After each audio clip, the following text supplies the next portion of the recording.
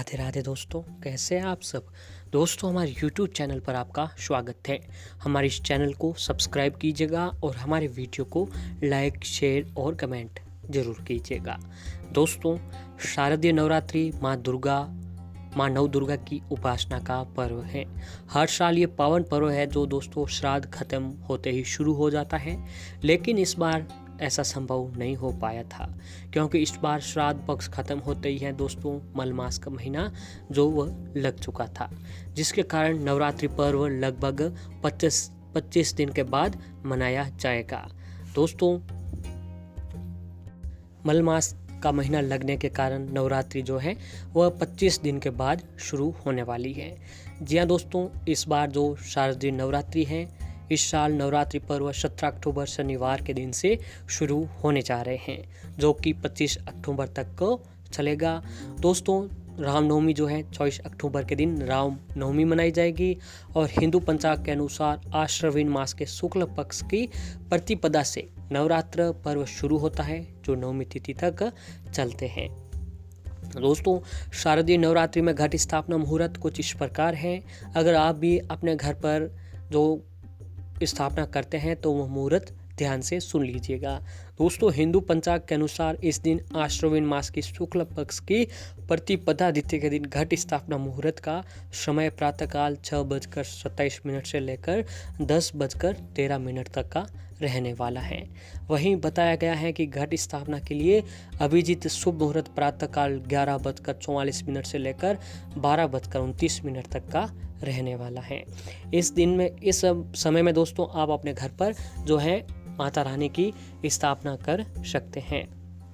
दोस्तों, नवरात्रि में होती है माँ दुर्गा के 9 रूपों की पूजा, इसलिए नवरात्रि के 9 दिन माँ दुर्गा के 9 रूपों की आराधना होती है। इसमें सबसे पहली है दोस्तों माँ शैलपुत्री, दूसरे दिन माँ ब्रह्मचारिणी, तीसरे दिन माँ चंद्रघंटा, चौथे दिन माँ कुष्मांडा, पांचवें दिन माँ स्कंद माता, छठे दिन माँ कात्यायनी और सातवें दिन माँ कालरात्रि, आठवें दिन माँ महागौरी और 9वें दिन अंतिम दिन जो है माँ सिद्धिदात्री की पूजा की जाती है। दोस्तों, साल में कुल 4 बार नवरात्रि आती है। पूरे साल में कुल मिलाकर 4 बार नवरात्रि का पर्व आता है। इसमें चैत्र नवरात्रि, शारदीय नवरात्रि और जो 2 आती हैं वह होती हैं दोस्तों गुप्त नवरात्रि। इसमें सबसे अधिक व्रत रखने का और विधि विधान से पूजा करने का, माता के प्रति श्रद्धा भाव का जो नवरात्रि होती है वह होती है दोस्तों चैत्र नवरात्रि और शारदीय नवरात्रि का होता है। चैत्र और शारदीय नवरात्रि में व्रत करने से माँ का आशीर्वाद मिलता है और वह भक्त की सभी मनोकामना पूर्ण होने लगती है। शारदीय नवरात्रि का महत्व कुछ इस प्रकार है कि धर्म ग्रंथ व पुराणों के अनुसार शारदीय नवरात्रि माता दुर्गा की आराधना का श्रेष्ठ समय होता है। नवरात्र के इन पावन दिनों में हर दिन माँ के अलग अलग रूपों की पूजा की जाती है, जो अपने भक्तों को खुशी, शक्ति और ज्ञान प्रदान करती हैं। नवरात्रि का हर दिन देवी के विशिष्ट रूप को समर्पित होता है और हर देवी स्वरूप की कृपा से अलग अलग तरह के मनोरथ पूर्ण होते हैं। नवरात्रि का पर्व शक्ति की उपासना का पर्व भी माना जाता है।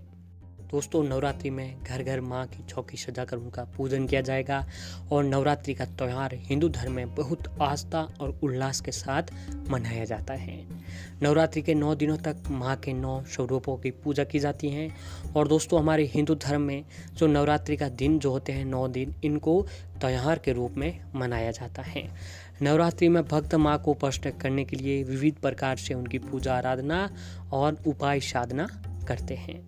दोस्तों, जो ये नवरात्रि के दिन जो होते हैं ये भगवान की माता की कृपा पाने की सबसे अच्छे दिन माने गए हैं।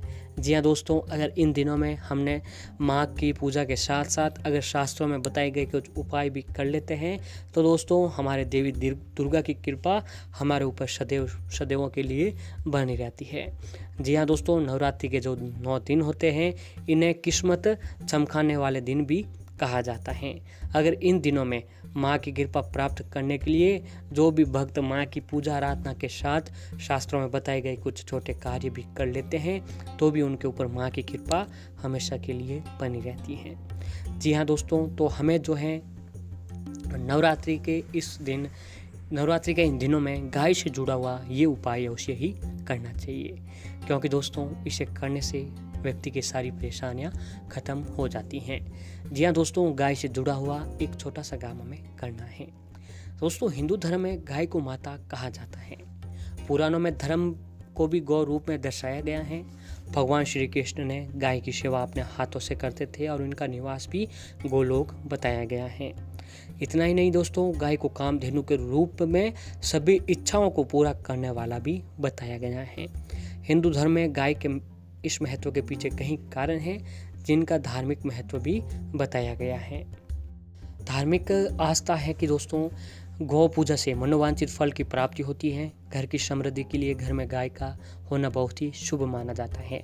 कहा जाता है कि विद्यार्थियों को अध्ययन के साथ ही गाय की सेवा भी करनी चाहिए। इससे इनका मानसिक विकास तेजी से होता है और संतान धन प्राप्ति के लिए भी गाय को चारा खिलाना और उसकी सेवा करना सबसे बेहतर और परिणामदायक बताया गया है। दोस्तों, जैसा कि आपको पता है कि हिंदू धर्म में गाय को माता का दर्जा मिला हुआ है और साथ ही इन्हें पूजनीय भी माना जाता है। धार्मिक मान्यताओं के अनुसार गाय में 33 कोटि देवी देवता निवास करते हैं। तो वहीं दूसरी ओर ऐसा भी कहा गया है कि गौ माता की सेवा करने से जो है व्यक्ति के सारे पाप धुल जाते हैं, नष्ट हो जाते हैं। अगर देखा जाए तो आज के समय में बहुत से ऐसे लोग हैं जो गाय की सेवा करने के लिए हमेशा तैयार रहते हैं। कहते हैं कि गाय को नियमित रूप से अगर एक रोटी भी खिलाते हैं तो उससे भी हमें पुण्य की प्राप्ति होती रहती है। दोस्तों, शास्त्रों के अनुसार गाय में 33 कोटि देवी देवताओं का वास होता है। जब बात गाय को रोटी खिलाने की आती है तो अगर आप चाहते हैं कि आपके ऊपर जो है 33 कोटि देवी देवताओं का आशीर्वाद मिले, आप 33 कोटि देवी देवताओं का भोग लगाएं, उनकी सेवा करें, तो मात्र दोस्तों आपको एक गाय की सेवा करनी चाहिए। क्योंकि दोस्तों, गाय में 33 कोटि देवी देवता विराजमान होते हैं। गाय में 33 कोटि देवी देवताओं का स्थान माना जाता है। तो ऐसे में मात्र अगर आप एक गाय की सेवा करते हैं तो आपके ऊपर 33 कोटि देवी देवताओं की कृपा आपके ऊपर बनी रहती है। तो इससे बड़ा दोस्तों पुण्य लाभ और क्या हो सकता है। इसीलिए ऐसा भी कहा जाता है कि केवल एक गाय की सेवा करने से 33 कोटि के देवी देवताओं की सेवा होती है और उसका पुण्य मिलता है। और ऐसा भी कहा जाता है कि जिस घर में गाय को रोटी खिलाई या फिर सेवा की जाती है तो उनकी तो पीढ़ियाँ ही हैं जो वो तर जाती हैं। यानी इतना अधिक पुण्य मिलता है कि उस कुल में जन्म लेने वाली पीढ़ियाँ जो हैं वह संसार के सारे सुख भोगती हैं। वहीं दूसरी ओर दोस्तों ये भी माना जाता है कि यदि गाय को अगर आप नवरात्रि के किसी भी दिन जो है दोस्तों गाय से जुड़ा हुआ एक छोटा सा काम कर लेते हैं तो आपके जीवन की सारी परेशानियां खत्म होती हैं। तो दोस्तों नवरात्रि के किसी भी दिन आप ये काम कर सकते हैं कि जब भी आपके घर की जो रोटी बन रही हो उस रोटी को दोस्तों जो पहली रोटी हो उस रोटी का पहला भोग जो है अग्नि माता को भोग लगा देना चाहिए, क्योंकि पहला भोग जो है वो अग्नि माता का ही भोग माना जाता है। और जब दोस्तों आपके घर की दूसरी रोटी बन रही हो तो उस रोटी को आपको गाय माता के नाम से अलग कर देनी है। अब आपका घर का काम पूरा हो जाए, आपकी रोटी पूरी हो जाए, जब आप गाय को वह रोटी देने जा रहे हो तो उसमें दोस्तों आपको थोड़ा सा जो है गुड़ और हल्दी मिलाकर रोटी में गुड़ और हल्दी मिलाकर किसी भी बैठी हुई गाय को खिला दीजिए।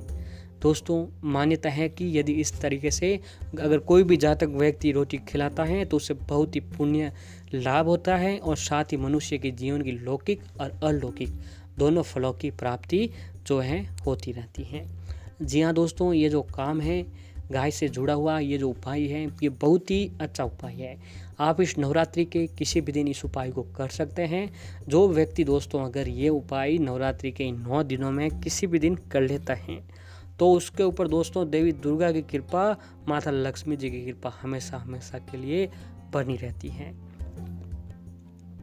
और ऐसे ही दोस्तों अगर आप चाहते हैं कि आप हर काम में आपको सफलता मिले, नौकरी में प्रमोशन मिले, व्यापार में बढ़ोतरी होती रहे, तो नवरात्रि के 9 दिनों में आप जहाँ कहीं पर भी व्यापार व्यवसाय या काम धंधे के सिलसिले से, नौकरी के सिलसिले से कहीं पर भी बाहर जा रहे हो तो आपको दोस्तों बाहर जाते वक्त एक काम करना है कि आपको जब भी आप अपने काम के लिए निकले तो घर से पहले गाय को खाना अवश्य खिलाकर निकलना चाहिए।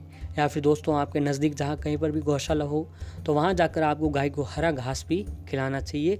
इससे दोस्तों अगर आप जिस काम में भी जाते हो वहाँ पर सफल होकर ही लौटते हो। तो दोस्तों नवरात्रि के इन दिनों में आपको ये काम अवश्य ही करना चाहिए।